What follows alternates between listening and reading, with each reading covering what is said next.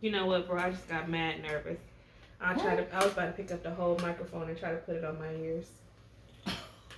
Oh, why are you nervous? It's technically just us sitting here. It's the camera that makes me nervous. Yeah, I'm okay. not a camera person, so. But that's okay. It's all right. I guess. You gotta flip your mic on How do you do that? right here.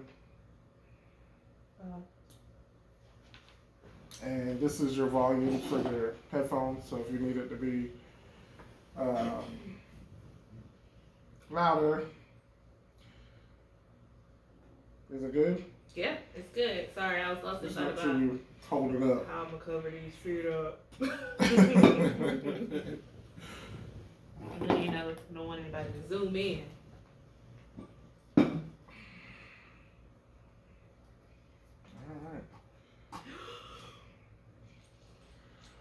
What are you doing?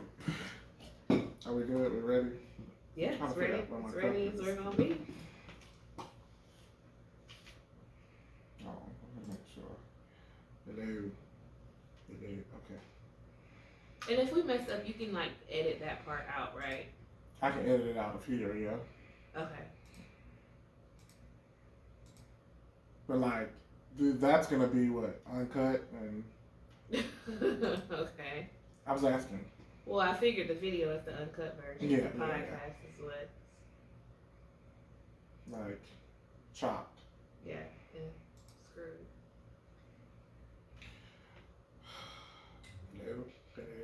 I feel a little. Low? No, no. I said I feel a little like my throat. No. No. All right, let's get started. All right. We're already Late. 23 minutes in. Are we?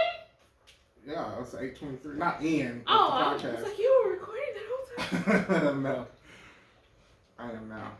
But Okay. make sure I got a table here. I don't know how to intro, but. All right, welcome to the Soul Works podcast, where we do the soul work so that we can make the soul work. I am Quinn, and I'm Justin.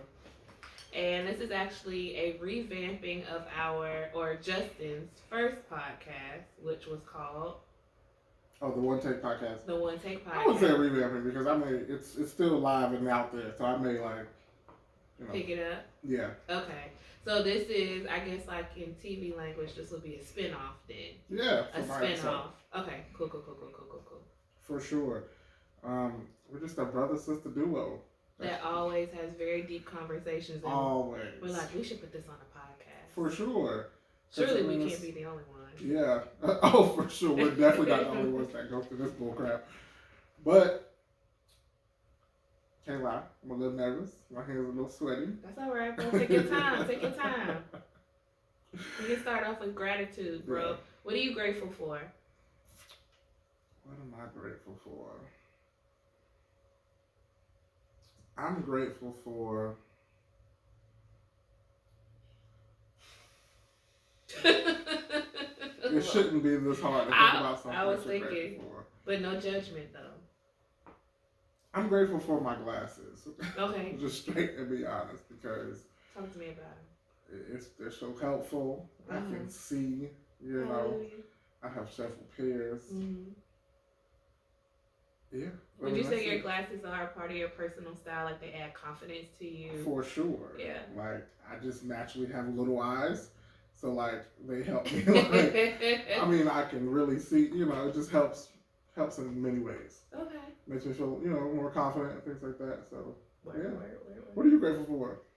I am grateful for growth. I think.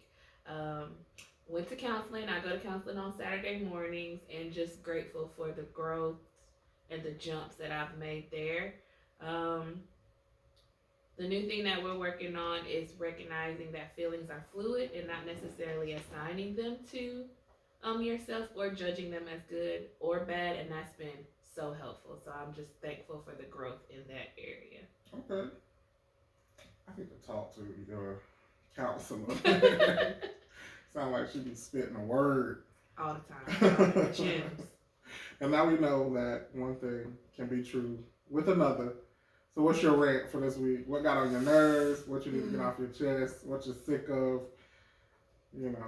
So as much as I'm grateful for growth, I also got on my own nerves this week. That's okay too. So I read, I don't know if they're called memes or I don't know, something on Instagram, and it said, "Rest in peace to all the opportunities that you missed because of shyness and maybe insecurity or like the lies that you told yourself about yourself." Made me mad. I'm sorry. And like, I think about, I'll just be transparent, opportunities in love and relationships and things that I don't pursue or things that I don't think that I could have because of the narrative that I tell myself about myself, you know? Mm-hmm. And so I was telling my counselor this morning, like, you know, here I am being transparent, this is not even what the podcast is about.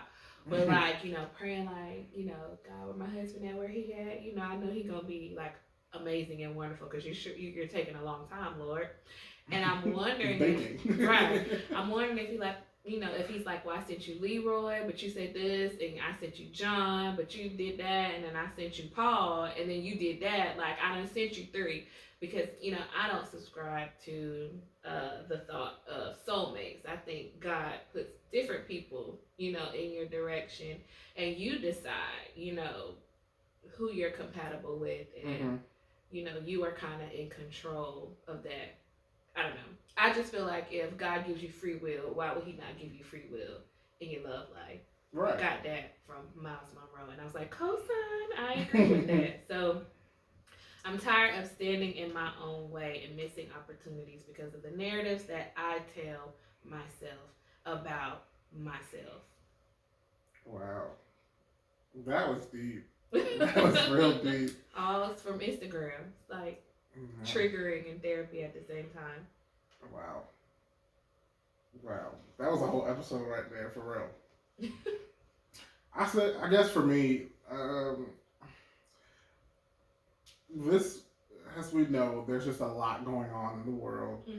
And I guess social media in general, all of the platforms, I'm just sick of scrolling or seeing something every time I get on.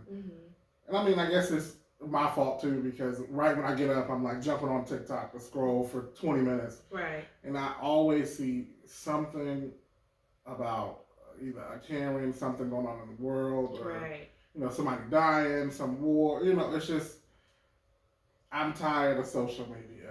I'm tired of it being plastered in my face, you know, like all the time, which is totally in my control, but I'm just tired of it in general. Like, it's just annoying. I remember when social media was just a place it was fun. It wasn't so political. It wasn't so, everybody records everything now. So it's just like, it could just be exhausting, mentally exhausting to just get on social media and see that every single time you get on. Yeah. Well, I agree with you, because while, you know, it's good to have people record things, especially like injustices that happen, you know, to people of color, it is also equally as traumatizing for people of color to view those and to see them so often. So I feel where you're coming from. Do you have a goal on what you're going to do to put the phone down? I mean, I told myself the other day that, like, it's just starting out, like, I am not going to pick up my phone. Well, I'm going to pick up my phone, but I'm not going to get on social media right when I wake up in the morning. Like, that's just not what I need to start my day with. How are you going to start it? What are you going to replace? I wasn't going to replace anything with, I just wasn't going to do it, you know. I mean, I was going to get up and, you know, wash my face, brush my teeth, you know, because I'm usually like, I'm intertwined. Like, I have that playing. I'm like brushing my teeth, scrolling on everything, and I'm like, just have this moment, breathe, you know, whatever you need to do in the morning, get yourself ready for the day. Just, I guess, set your mind up to have a good day. Determined to have a good day. Right. Set your intentions. Yep. Maybe for the morning, affirmations or some stuff like that. Right. This week is a little boring. What we sipping on this week? We would normally, be sipping on, you know, something. Lean? No. I don't know, some wine, some soda, or something. We both got water. Like, it's just no lemons, just nothing. Little ice. Water. Yeah, tell why we only have I'm water. actually putting my business out there. I have not went grocery shopping, and so my house is bare. This dude don't even have bottled water. This is from the faucet. Bare. Like, I just, it's time to go to the grocery store. It's so time. We are just bare dry. My refrigerator, everything is gone. So, gonna be working on that for this week. Please do. I need snacks. For real. For the podcast. I didn't know I was supplying the snacks. You are. Okay. But enough small talk, enough chit chat. What are we getting into today? What are we getting into? All right. So, the topic of our podcast today is when self-care does not feel good. All right, and so story time. And I have been thinking about this story in my mind, and I'm not sure how much I'm gonna share. Or it's hard when stories involve people that you love, and so you always want to tell your stories like with respect to the people, but also with truth for you. Right. So excuse me if I fumble over my words, but so I was going on a trip to visit a family member, and basically throughout that trip, I kept on having interactions with other family members to where I would notice, because of the self-work that I'm doing, that I'm feeling triggered, right? And I'm not feeling okay with whatever the situation may be, which caused me to say, because I'm doing the self-work and I think self-care is important, I might have to tell them like, no, I can't do that, or no, I don't want to go there, or, I had this other plan, or something like that, and then I could see the disappointment on their face. And so I think it was a weird place for me to be in, because I was taking care of myself in a way that I had never taken care of myself before. But at the same time, I was feeling a little sad about it. And it was just a weird space. Like, I'm supposed to be, this is self-care, and I'm, taking care of myself, and I'm supposed to be feeling good. But it's really got me feeling sad, because I feel like in taking care of me causes me to disappoint so many other people. So what do you do when self-care doesn't feel good? Because it's not just... I remember this conversation. Yeah, it's not just like pedicures and massages and, taking yourself out to eat. It's also noticing those things that trigger you, setting boundaries, not putting yourself in certain situations. So what do you do when self-care doesn't feel good? Also, didn't you write a blog about this? I did not. I was going to. Yeah, okay, shout out to the blog. Plug your blog. Okay, so I'm planning on launching a blog called Black Girl Redeemed, because another gem that my counselor told me, and it just it inspired me and it gave me hope. She told me God can't go back and change the time, but he will go back and redeem the time. And so I can think about so many areas of my life, to where I felt like things were over, and then God completely flipped it and he redeemed the time that I thought that I lost or that I missed. So yes, Black Girl Redeemed is coming soon. It's going to be a blog. Mm-hmm. That's a dope name. Follow me on IG. At what? What is it? Okay, next episode, I'm going to tell you where to follow me. I think it's blackgirl_redeemed. I know. I didn't know you made it already. Yeah, it doesn't have anything on it, though. But still, I would have followed and, been right there. Yeah. So your question was, what do you do? What do you do when self-care doesn't feel good? It doesn't feel good due to disappointment? Anything? Yeah, any reasons. It could be disappointing others, but... anything. For me, if it's disappointing others, I don't care. I'm just to that point in life where I'm not going to compromise my self-care for another person, regardless of how. I mean, I'm not gonna be out here, just like intentionally making people feel like shit. But I think it's all about prioritizing yourself, and if it make somebody else feel away or make somebody else feel uncomfortable, that's okay, and they will be okay. Can you share with me kind of how you got to that point? Because I feel like you're much better at that than I I feel like the change for me happened when I graduated high school. It was literally the day of graduation. I was just sick of everybody. Like I was just like, I am over. I used to be like a people pleaser, of like really truly trying to make sure everybody is happy, right, and not making anybody feel upset. I didn't want anybody to have an impression of me that was negative, right, or like, so like I would always like, something happened. I would go to another, go to the person, and I just want to make sure, everything's clear. I don't want you to feel like that I'm just this bad, but at the end of the day, everybody's not gonna like you. Right. So I feel like that is kind of where, I guess the switch flipped for me. I'm just like, I'm not pleasing everybody anymore. Right. I'm not going to continuously, it became like a cycle. Like, I was miserable. Right. Miserable. Right. And not even just miserable, but I was uncomfortable. I was tired. I was, I just felt, just drained of like trying to please other people and making sure that they're good, but I was not making sure I was good. And I almost had like this, I don't know, this fake understanding that I was like, I'm good. Like I almost, how it makes you feel good that other people are good. Right. But it's like, you aren't truly good. So it was just like, it was almost like a false sense of like, you're good, Justin, you're good. But at the end of the day, I wasn't good, Right. And so eventually you're going to get to that wasn't good.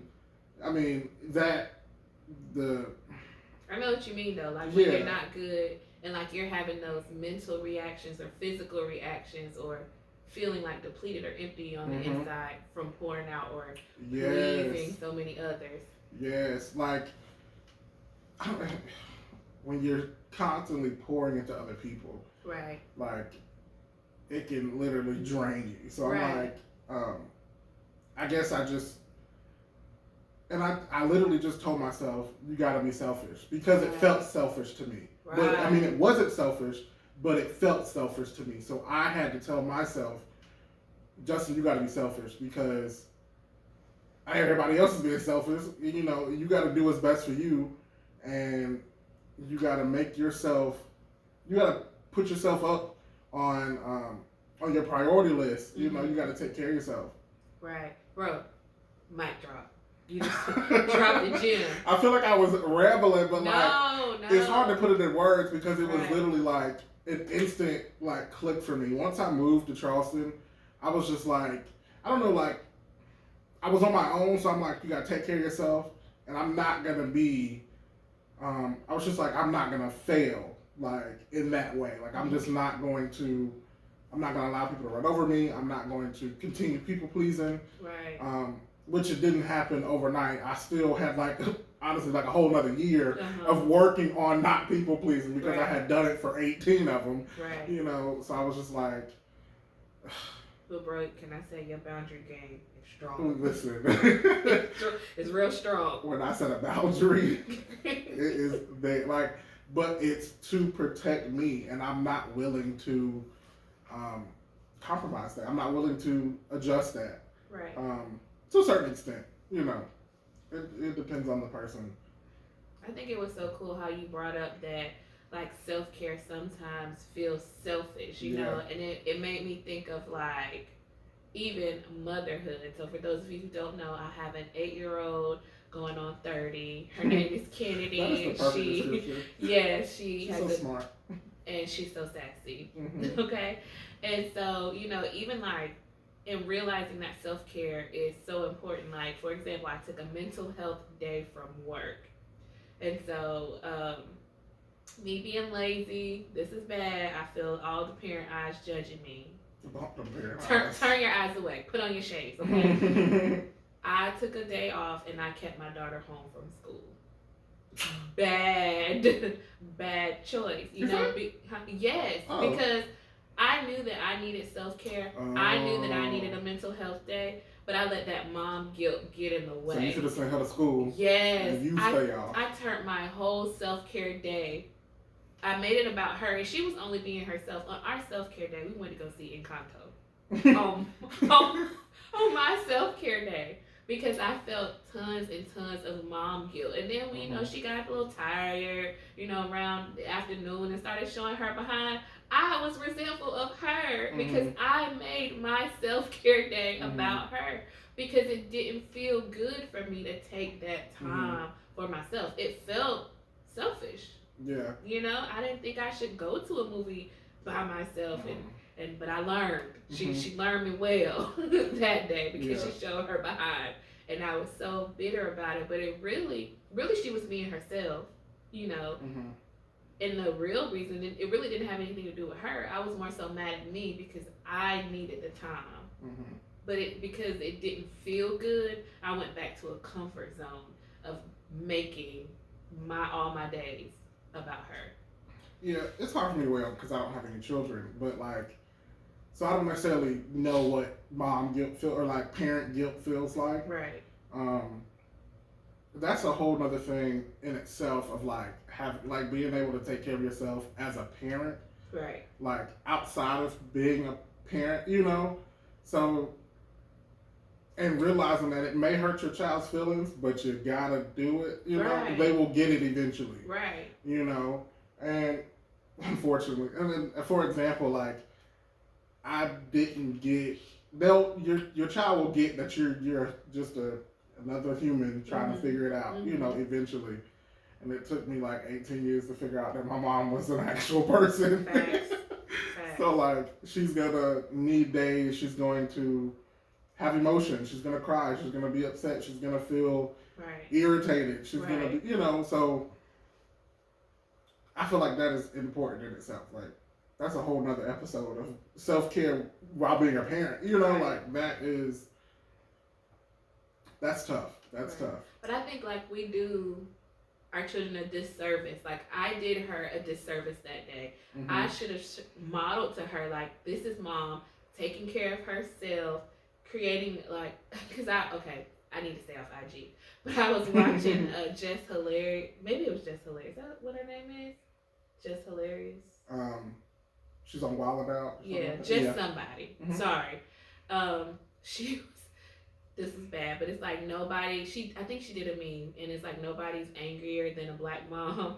And it was all the kids coming up and "Mommy, can I have?" And they're "What? Mommy, can I have what?" And the problem was that the mom was not practicing self-care. She was not modeling to them how to have boundaries. She was letting them have access to, to her at all times, because I just don't think it's been modeled to us how to take care of ourselves, And I think that is why it rings as selfish, and that is why, it can be difficult at times. And then, just a side note, I don't even know if this is a side note, but you pour into Kennedy. Did you say her name? I think I did. Okay. Well, you pour into Kennedy so much. Right. Which is a good thing. But I think it overtakes you taking care of yourself. Right.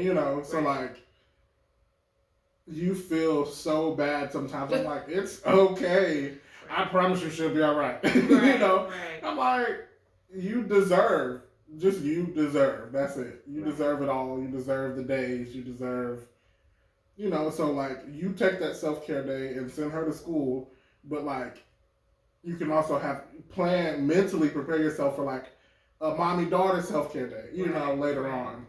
Talk to me real quick about your birthday, what you were saying about your birthday and what you wanted. This year? Yeah. Oh. About your plans. Because to me, that sounds like self-care. And for somebody like me, I want to throw you a party or I want to, but it's a little disappointing to me, but. I feel like everybody's going to ask me what I want to do for my birthday. I'm just not a birthday I don't really care about a birthday. Right. So when you guys threw me that party, was it last year, year before last? It's probably it was 3 years ago. COVID got us messed up. I can't believe it went by that fast because I was in a whole other place. Right. It shocked me so bad because I've never been that birthday party type of person. I'm more of a chill, like a day of relaxation, relaxing my mind, not having to be woken up by an alarm, right? or like. But basically, this year I just want to take a whole day of like doing nothing but self care, um, getting up when I want to, um, or sleeping just I can sleep the whole day away and be okay. Not think about anything, not feel obligated to pick up my phone. I want to get thanks, but I'm gonna set up a massage. I want to get a manicure, pedicure. I was even thinking about getting a colonic that day, just the fun TMI. I didn't know you were going there, bro. Listen, we're finding out things at the same time, people. To like fully, cleanse my body of like everything. I can't get the visual out of my head, bro. Keep going. Don't mind me. That's hilarious. But seriously, I was gonna do all of that, just to like have a day to myself, and then like I'm such a workaholic. I literally guilt myself when I don't go to work. On days off.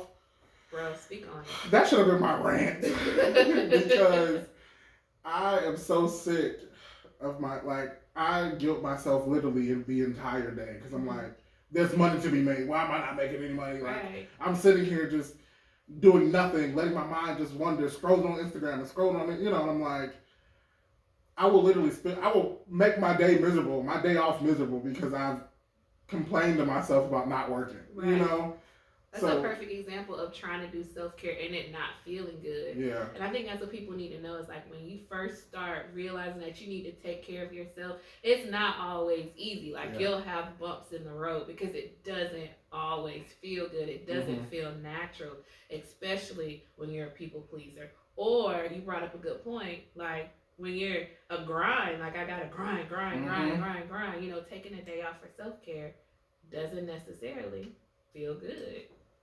Right. I'm curious for you because you are a teacher. You're an educator. Should I say that? I was going to say I was in the customer service field. I didn't want to say that my customers were kids. I'm just curious because your day literally is filled with pouring into little beings, little humans. Right. And that can be exhausting in itself. Yeah. And I mean, not in a negative way, but I'm just saying, like, because that's you're good at it. That's the career that you chose. But how does that affect your self-care? Bro, see, you're going to have me dropping gems on the internet of stuff that I haven't told people need to be told. Or how do you maintain it? Or do you? I was about to say, or do you? I don't. And I just had a conversation with my administrator, and I was telling her, and thank God for having administrators who understand social, emotional balance. And so I was telling her, that I can't even say it out loud. Oh, don't say it. If you don't want to share it, don't share it. No, not that I feel afraid to share, because the person okay, so I probably won't do this because I haven't taken the steps to do this, but I have mentally considered taking a year off my job. Teaching through COVID has been difficult, and with me doing so much work on myself, like during the school year, I drop anything that has to do with self-care, and I'm pretty sure that a lot of other teachers do as well. So for example, like I cannot maintain going through the gym for the whole year, or I do not maintain going to the gym like while I'm heading in the school year. Like I can usually do it for like the first couple months and I drop off for the whole school year, and then after state test and I kind of ease my way back into it. And it's been that way since I've been working out. I make all my major gains like in the summertime. And so that is so like important, to my mental health. And I was telling my principal, like, I don't take care of me during the school year. I want to take a year off, to take care of myself, because if we're looking at the priority of balance, like who I am as an educator, who I am as a mother, and then taking care of myself is always going to come. last. Because like how you're a grinder, like I gotta go get my money. Like I'm a grinder, when it comes to my job. Like I'm so motivated to see my students grow and see my students learn, and it's just like I forget about myself. And for a while, I'm gonna be honest, because I know a lot of teacher moms can relate, I forgot about my own child as well. I would be so motivated to have everything, together in the class and so in the classroom. So I say all that to say that I am strongly considering, taking a year off and like, doing a job that ends when I leave, so that I can dedicate the extra time to taking care of myself and coming back better, because honestly this year has been difficult, and I know it hasn't just been difficult for me but for a lot of other educators. For sure. I mean, firstly, I can't believe I said you did. What was the response? Oh, my principal was amazing. Supportive? Yes, very much so. She said, that of course she didn't want to see me go, but that she understood, and most principals start off as teachers in the classroom. And so, she could relate to, like, I don't want to put her, well, I don't think there's anything she would mind me saying, but as she got promoted, as an assistant principal and principal, that her husband actually took a job that was less demanding so that he could help with the children, because he knew that she couldn't. And, most people think like teaching is easy, and that is, it's something you do when you have children, but it has changed. And so for me, not only am I an educator, I'm a single parent. And so like, as my students are dismissing, so like my child is with me into the classroom, as my students come in and I'm leaving, like my students come in and I'm leaving mommy mode and like entering in teacher mode, but they overlap, and then she leaves my classroom and I'm fully teacher. Then before all of my students leave, she comes back in my classroom and I'm in both modes, and then I go straight into mommy mode. So sometimes I will literally talk to children all day long, which no is gap. No gap. And so while it's something that I love, and it's not something that I want to necessarily leave, I feel like I need that time for self-care, and I feel like I will return because I love it so much, and that I'll come back better and stronger. Right, like you said, it's. But it doesn't feel good. Right, right. It feels selfish. It feels. Yeah. But again, like you said earlier, about it being a disservice. Maybe you'll come back a stronger, better teacher. Right. And hats off to you to make it through a COVID year. Right. Just a side story. I was a bus driver. I couldn't take it. The COVID year was hell. Like, I did it for the first year, or like the first, when it first started. So after like we got out, like when March, we returned for that next full year after we got out for COVID. It was torture. Yeah. Like the contact cases and all that kind of stuff, knowing where kids are and spreading them out, and I only had them for maybe 40 minutes on a bus. I couldn't take it. Like, when I tell you I was exhausted coming home, my voice, my throat, like I was hoarse, like I could not, all screaming, making sure these kids, I'm stressed because I want to keep myself safe. Right. I want to keep the kids safe. Right. I don't want to be blamed for one of these kids getting, it's just like a whole thing, like, that was tough. Like, the COVID, and that's a whole nother. You need some self-care after COVID. Right. That just made my head hurt thinking about it. Right. And so I can only imagine, like, what educators are going through, or, went through. We were still going through it, but, like, having the children all day long, and then the climate we're in, the type of children that are out. Well, they're trying to get reacclimated to being back in school. There are gaps and all of that. So yeah, it's tough on the educators. Educators, get your self-care, even if it doesn't feel good, in whatever way that you need to, because and I'm gonna say this too, in dealing with self-care, a lot of educators are on antidepressants and all of that kind of stuff because they are naturally motivated to like push themselves. Like people who teach and who are like social workers and stuff like that, most of them have that natural like personality or character traits of like go, go, go. We want to serve, serve, serve. But like educators are serving themselves into the ground. Like, and a lot of people are leaving, but those that are staying, like I know several educators, teachers who are, taking medicine right now. It was tough. On edge. Yeah. I know I was on edge. Hands shaking driving the bus. Yeah. You got anything else for it? No, you done had me just dropping bombs. I know. Like, gems. They're gems. We going there? I know, right? It just feels so good though. Like the conversation is very healing, and I don't know. We can't be the only ones out there that just. We can't be the only ones. Yeah, right. But like I feel like we heal from talking and from like literally talking it out. Like, or at least that's how I can't speak for you, but I speak for me. When I talk some things out or like talk through a situation, it helps me heal. It helps me get a better understanding. Right. I don't know. It just that's a part of my self-care too. Like I have to talk a situation out. Like I can't. I'm not one of those like suffer in silence. Like I have to. You don't want us suffering in silence. Not explode on the wrong person at that. But for sure. But yeah, I hope you guys enjoyed that conversation. I know I did, for sure. While we're closing out, what song are you today? What's your song or your vibe? What's my vibe? I didn't even listen to any music today. I actually listen to podcasts all day long. But what is my vibe? What I've been listening to? What? I gotta look. Which is crazy. I don't know why. You don't just know the people song. Now.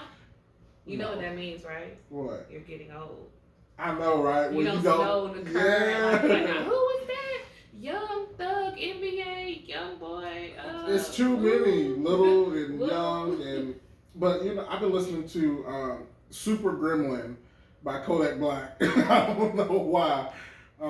That one and Quicksand by SZA. So those two songs have really been like my vibe going. They're very on two different spectrums, but that's just really what I've been vibing to. What about you?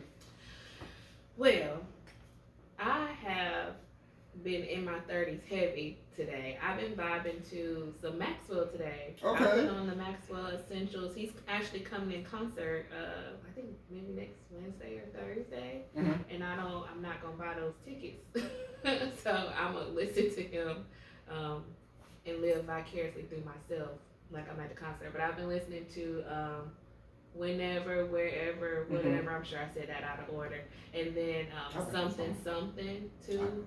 Yeah. You're not old. We're like 7 years apart. Yeah. I really, really like that song. And it always, nerd alert. It reminds me of The Big Bang Theory. They played something when Sheldon wanted to spank Amy because she did something bad, but Amy liked it. So she was like, maybe we need some music, and she put on Maxwell something. Okay. Anyways. I've never watched the show. Watch The Big Bang Theory. But every time I hear that song, it makes me think of that. It puts me in a good mood. So that's what I've been listening to all day. Nice. And before I came in, I was very on Money Long. You were on a lot of songs. A time machine. You were like a jukebox. Yeah, I'm always, so that's me. Yeah, for real. I'm trying not to sing right now. While we're like wrapping up, we want to leave on a positive note. Or not necessarily a positive note. Well, I guess the affirmation is positive. So like, we just want to leave off on affirmation. Or like a quote. Yeah. But this quote is from Savannah Christina. She's a singer, an artist. Yeah, I actually am not familiar with her. I just heard her randomly on Apple Music. Yeah. And one of her lyrics is self-care, self-love, selfish as fuck. And I'm going to add, and that's okay. And that's okay. And that's okay. Thank you for doing this podcast with me. I enjoyed this episode. Thank you for doing the podcast with me, bringing all these gems.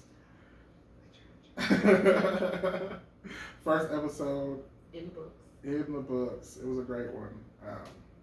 Stay tuned for episode 2 where we discuss dating. I hate it here. I'm so excited for that. Well, that's going to be a stressful episode. All right, we'll catch you guys next time. Peace. That was good. Oh, I can't believe I talked about my job. You were